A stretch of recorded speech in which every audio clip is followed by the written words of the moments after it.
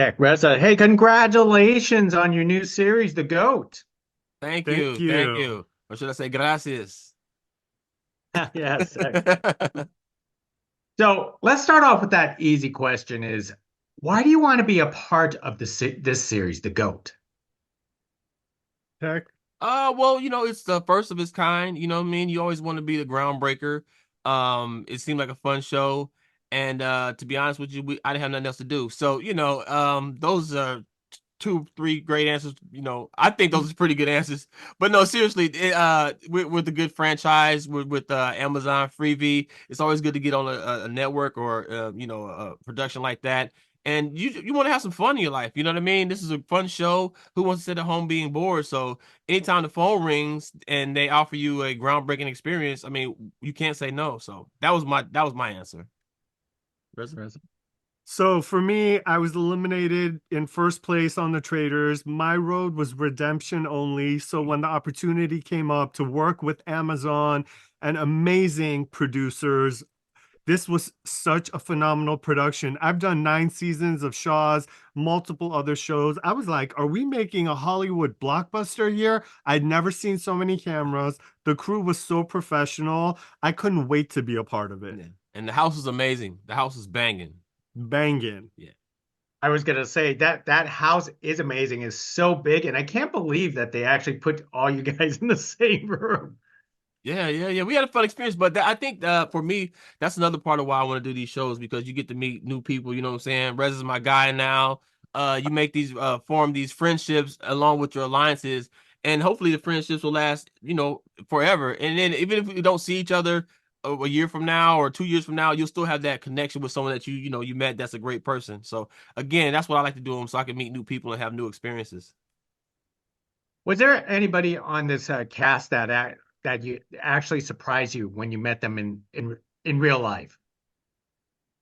A lot of people surprised me. I mean, first of all, Devon, you take one look at her quads and you know she's there she means business. There's no joking around. But I have to say, the guys, the way the guys, especially Tech and Joe, some of the straight guys, the way they embraced the gay guys in the house, there was no issues. And I was thinking there was going to be some sort of meathead, someone in the house that's going to look at me sideways. There was none of that. The people in the house, most of them, there were a couple, but most of them were so high caliber that I was just honored to be a part of that group.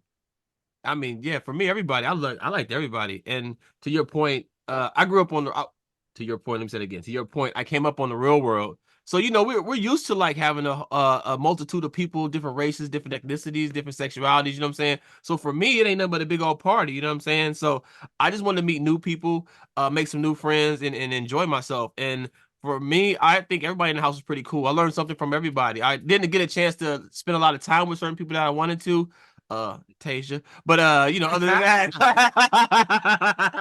other than that, man, I had a great time in the house. So for both of you, what did you expect coming onto the show, and what ended up being unexpected?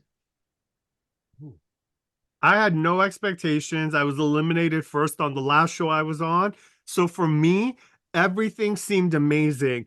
The off-camera times with the guys when we'd be chopping it up, laughing, enjoying each other's company are moments that I'm going to treasure forever. The camaraderie in the house when we weren't competing was phenomenal. Yeah. What did I expect? I expected to win some money. Yeah, but that didn't happen.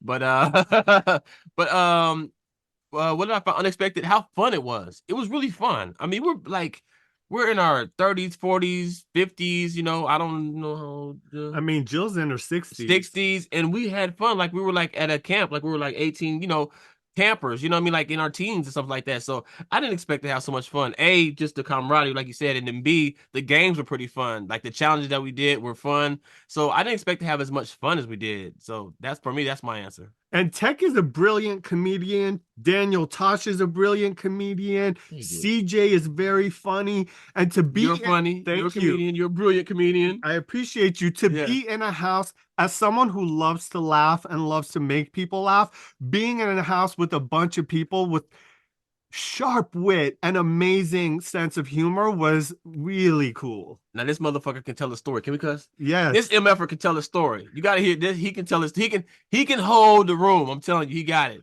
for sure. I love all you guys on this series. And when you guys do these challenge, is there how do you prep for this? Is it or just mental prep, or you just don't prep at all and just show up? You just get some sleep. You try to get some sleep. Yeah. They work you round the clock. So there's not a lot of time where you're like, okay, I've got these 2-3 hours and I'm going to go do some yoga, meditate, and come back to the game. It was like we'd wrap at 10.